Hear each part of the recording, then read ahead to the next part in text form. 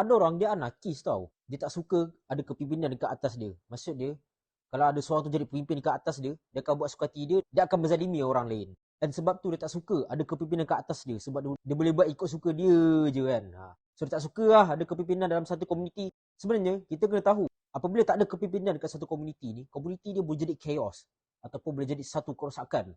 Contoh satu negara kan. Kalau tidak ada kepimpinan dekat satu negara tu, akan berlaku kerosakan macam orang boleh bunuh suka-suka, mencuri suka-suka. Sebab tidak ada undang-undang ataupun badan yang kawal perbuatan mereka ni. Dan diorang rasa selesa untuk membuat jenayah sebab tidak ada hukum yang terlaksana ke atas dia. Sebab tu kena ada leadership ni. Okay? Dan nak lantik seorang leader dekat kepimpinan ni, kena pilih betul-betul yang bagus, ada kualiti leader yang baik dan karakter yang baik.